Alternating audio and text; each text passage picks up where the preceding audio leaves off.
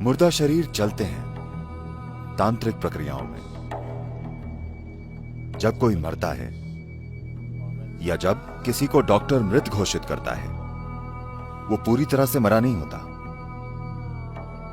5 से 7 मिनट तक वो ऐसे बर्ताव करता है जैसे वो जिंदा हो और फिर मर जाता है, ऊर्जा खर्च कर देता है। तो इसी पर आधारित है कि जब कोई मरता है तो भारत में ऐसी रस्में हैं, 14 दिनों तक अलग अलग तरह की रस्में हैं। जब शरीर छोड़ दिया जाता है, जब पैर गिर जाते हैं, तब आप चल नहीं सकते। मरे हुए लोग चल नहीं सकते, है ना? ये सच नहीं है। We can make them walk. हम उन्हें चला सकते हैं। भारत के तांत्रिक विज्ञान का पूरा संबंध इसी से है, मरे हुए इंसान को चलाना। मुर्दे चलते हैं तांत्रिक प्रक्रियाओं में। ऐसा कई बार हुआ है, लेकिन एक बार इतिहास में इसे रिकॉर्ड किया गया है। एक योगी थे, उनके जैसे कई हुए हैं और आज भी हैं। एक योगी थे जो ऐसे थे, उनकी उस चीज पर महारत थी जिसे सूर्य स्पर्श कहते हैं। इसका मतलब है स्पर्श। Okay. संपर्क, छूना, संपर्क या छूना। तो यह सूरज के स्पर्श की तरह है। योग का एक प्रकार है जिसे सूर्य स्पर्श कहते हैं। तो उन्होंने उस पर महारत पाई है। वे एक बोंग थे। बोंग मतलब एक बंगाली। तो वे वाराणसी में रहते थे और वे नियमित रूप से अपने गुरु के पास जाकर इसके अलग अलग चरण सीखते थे और इस पर चरण दर चरण महारत पा रहे थे। तो कई बार उन्होंने इसे सबके सामने प्रदर्शित किया कि अगर आप एक पक्षी लाएं, एक मरा हुआ पक्षी जिसे सभी ने जांचा हो कि वो वाकई मरा हुआ है, मरने का नाटक नहीं कर रहा है, एक वाकई मरा हुआ पक्षी, अगर वो पिछले 3 घंटों में मरा हो, वो सख्त हो गया। 3 घंटों में पक्षी सख्त हो जाते हैं। शरीर का कड़ापन पक्षियों में काफी जल्दी होता है मनुष्यों की तुलना में, क्योंकि एक पक्षी के शरीर का तापमान, पक्षियों के शरीर का तापमान मनुष्य के शरीर के तापमान से बहुत ज्यादा अधिक होता है। तो जिस तरह से ये ठंडा होता है और जैसे कड़ापन आता है, वो पक्षी के शरीर में कहीं जल्दी होता है मनुष्य की तुलना में। तो पक्षी के मरने के 3 घंटों के बाद अगर आप उसके पास पक्षी लाते थे एक साधारण मैग्नीफाइंग ग्लास से, वो भी सीधी धूप से नहीं, शीशे से आ रही धूप से, अगर आप बाहर खड़े हों और शीशे से धूप अंदर भेजें, उस प्रकाश का मैग्नीफाइंग कांच द्वारा इस्तेमाल करके वे पक्षी को जिंदा कर देते थे। वो बोलता था, उठ बैठता था, चलता था और उड़ता था। वो कुछ देर आसपास उड़ता था और फिर से गिरकर मर जाता था। तो लोगों ने पूछा, आप इसको जीवित क्यों नहीं कर सकते? उसने कहा, मैं इतना ही जानता हूं, मेरे गुरु ऐसा कर सकते हैं, मैं अभी सीख रहा हूं। लेकिन वे अब तक लगभग 70 साल के हो चुके थे। तो उनका दुर्भाग्य था। ऐसा हुआ कि एक 7 साल का लड़का, एक वहीं के इस्लामी कब्जा हो चुका था, एक मुस्लिम राजा का बेटा जो 7 साल का था, किसी अनजान बीमारी से मर गया। तो उन्होंने उस आदमी के बारे में सुना था जो पक्षियों को जिंदा कर देता था। वे उसके पास आए और बोले, Come and try. And our king's son. आओ और हमारे राजा के बेटे पर आजमाओ। एक चीज थी कि वे अपने देवता की मौजूदगी के बाहर कभी ये कोशिश नहीं करते थे। उनके पास एक छोटे देवता और एक मंदिर था। मंदिर के बाहर वे ऐसी चीजें कभी नहीं करते थे। वे उसे सिर्फ मंदिर में ही करते थे।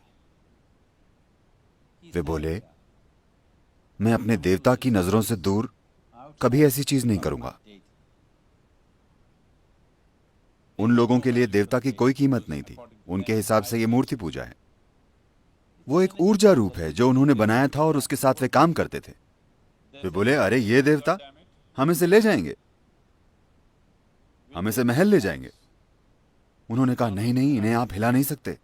वे बोले, हिला सकते हैं, और देवता को उठा लिया। फिर रोने लगे, ऐसा मत करो।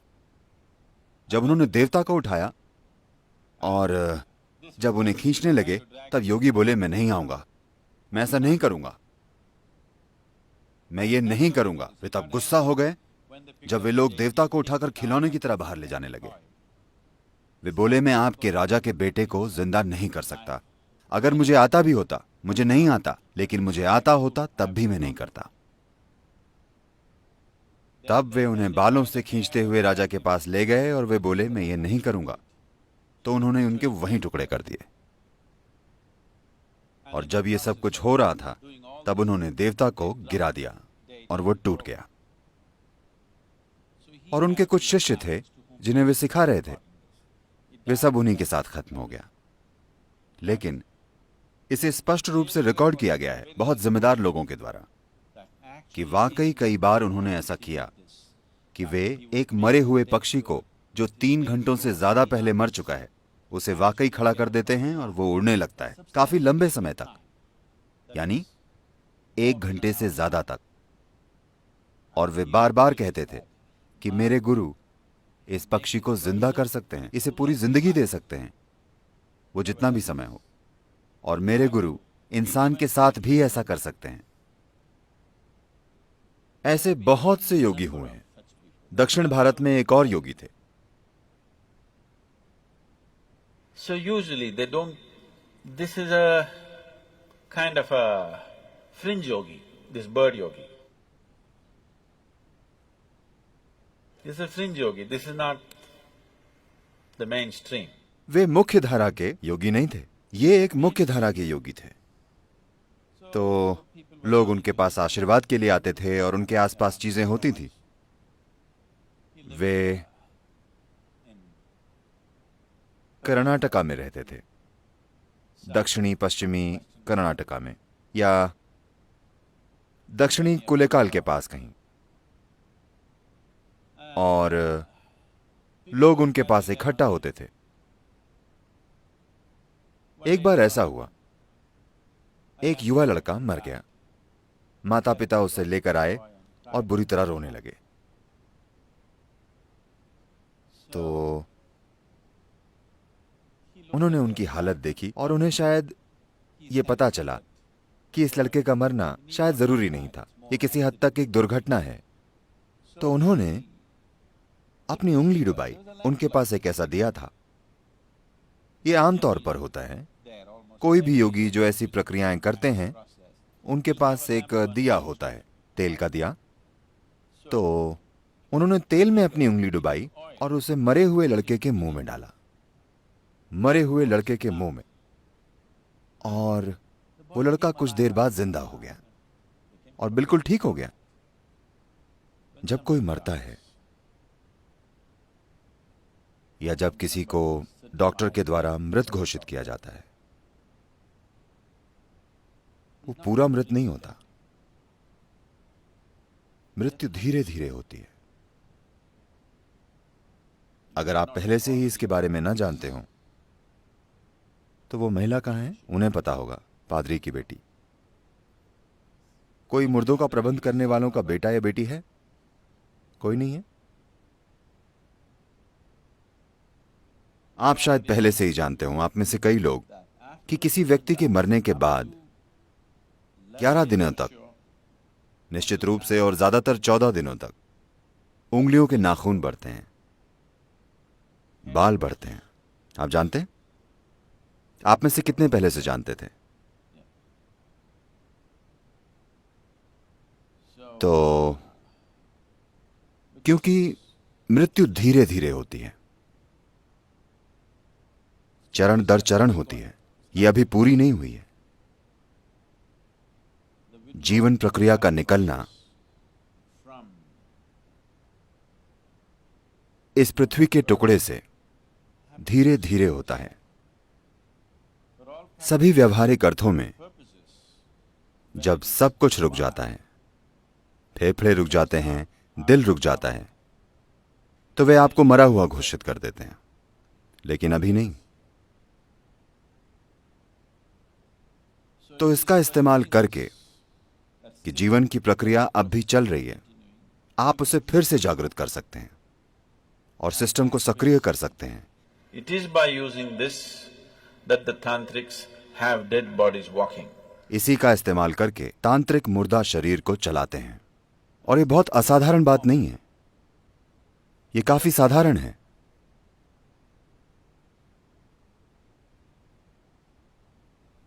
और कभी कभी वे इस पर काम कर रहे होते हैं जब दाह संस्कार चल रहा होता है।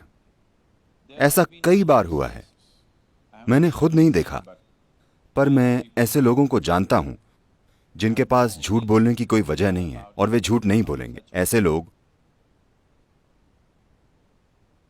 उन्होंने वाकई एक जलते हुए शरीर को उठकर चलते हुए देखा है। वे उसे आग लगाते हैं, शरीर जल रहा होता है, पर वो उठकर चलता है,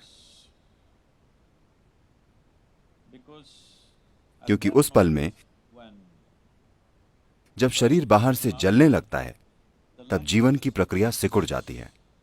और कुछ ऐसे स्थान होते हैं जहां जीवन उस पल ज्यादा तीव्रता से घटित होता है। वे उसका इस्तेमाल करके सिस्टम को इस तरह जगा देते हैं कि वो अचानक उठकर चलने लगता है।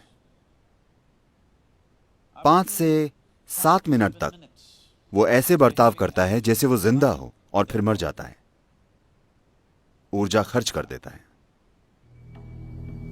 तो ये इसी पर आधारित है कि जब कोई मरता है तो भारत में ऐसी रस्में हैं, 14 दिनों तक अलग अलग तरह की रस्में हैं, और दुर्भाग्य से काफी हद तक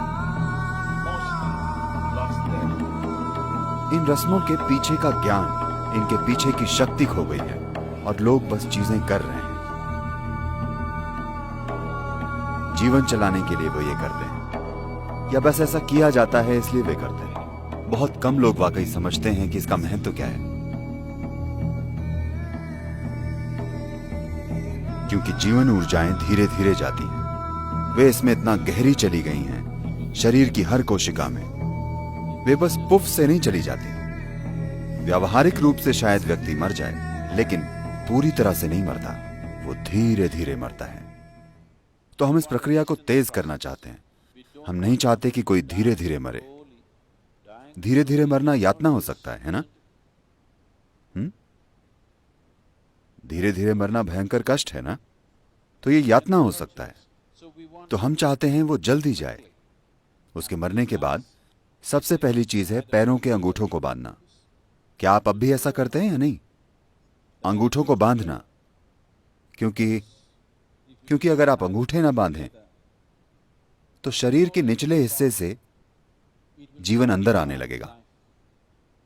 वो जीना चाहता है, क्योंकि शरीर की सभी कोशिकाएं मरी नहीं हैं, वे अब भी जीने की कोशिश कर रही हैं। वे ऊर्जा खींचने की कोशिश करेंगी। जब वे ऊर्जा खींचने की कोशिश करेंगी तो कुछ शक्तियां शरीर में घुसेंगी। आप नहीं चाहते कि आपके प्रियजन के साथ ऐसा हो, तो जैसे ही वो मरता है आप अंगूठे बांध दें। अब कोई बाहरी सहारा नहीं होगा, वो काफी जल्दी जाएगा। अगली चीज है, आप उसे पानी से धो दें,